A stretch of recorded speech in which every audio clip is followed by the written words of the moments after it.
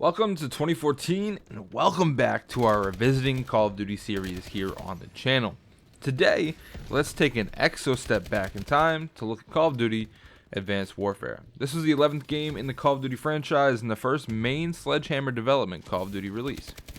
Sledgehammer was actually originally slated to be working on a Vietnam era Call of Duty, but instead pivoted to Advanced Warfare in 2011. Welcome back to the channel. My name is Predator Gaming. Today we'll be revisiting Call of Duty Advanced Warfare. If you guys liked the video, drop a like on the video. Comment down below, let me know what you thought of Call of Duty Advanced Warfare. And subscribe to the channel as we're on the road to 500 subscribers. Let's get into the video. So Advanced Warfare brought back some popular game modes, but with the new Exo ability twist to it. They brought back Survival Mode from Modern Warfare 3, and also Zombies from the Black Ops series, but putting in the new Exo movement from the game. I genuinely don't think I've heard a bad thing about Call of Duty campaigns outside of the more recent CODs, but this was during a personal era of game battles or nothing for me, so I was usually busy competing and not really playing a whole lot of campaign. I did, however, play a bit of Zombies in the later span of the game. The Zombies mode I didn't actually think was that bad. I think this game got a bad rap for Exo movement, especially considering it's the first off-the-ground Call of Duty. I think Exo movement did quite well in non-multiplayer game modes, and it even thrived there. This was, I believe, the first Call of Duty to enact supply drops, where you could get different types of guns, so like the ASM-1 Sweeper, or the more popular ASM-1 Speakeasy for that gun, and then also the BAL-27 had the BAL-27 Inferno, and I believe there was an Obsidian version of it, if I'm not mistaken, but you had to get certain versions of the guns to get the DNA Bomb, which was the nuke variant in this Call of Duty. My personal favorite assault rifle in this game was the HBR-A3, and then my personal favorite SMG was the ASM-1.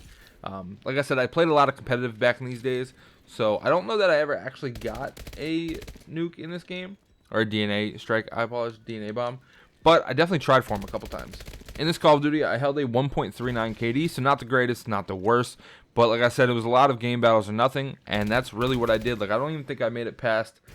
I don't know what prestige I'm looking at on my screen right now, but I don't think I made it past like 3rd or 4th prestige if I had to guess, just because I spent so much time in private match playing competitive Call of Duty. So with that said, this obviously was another game I played a ton of comp in.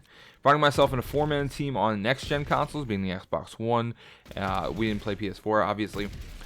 Being the Xbox One, and then I also would go back and play duos or trios with a couple of buddies that were still on 360. I actually have a YouTube channel that has a series with probably 20 to 30 episodes in it of competitive duos on Call of Duty Advanced Warfare on the Xbox 360. So I don't quite remember how many total game battles matches I've had that I competed in during Advanced Warfare, because this was also the first one I started really getting into online stuff, playing 8s and Twitter tournaments and stuff like that. So I definitely played more competitive matches than my game battles record would show. And with the game battles website down, I won't actually be able to find out, but I'm sure in total I played well over 500 matches, which isn't a lot for pros, but it's definitely a lot for somebody that was trying to get into the scene and had a job and was in college and all that other stuff. So yeah, speaking of competitive, Denial Esports actually took home the COD Championship in 2015, technically, because the game came out in 2014. And they had a loaded roster, Replay, Attached, JCap, and Clayster. Attached, JCap, and Clayster, everybody should know those names, at least if you're from this kind of like throwback competitive Call of Duty scene. They had a ton of slaying power and definitely did a solid job of grabbing that gold. Personal teams that I liked obviously were Optic and Envy. Optic took 7th and Envy placed just out of the top 8, leaving me a bit disappointed in their performance. I think the game overall had its positives about it, and for a game that tried new stuff, definitely could have went worse, right? So what's your opinion on Call of Duty Advanced Warfare? Let me know by leaving a comment. Have a good day.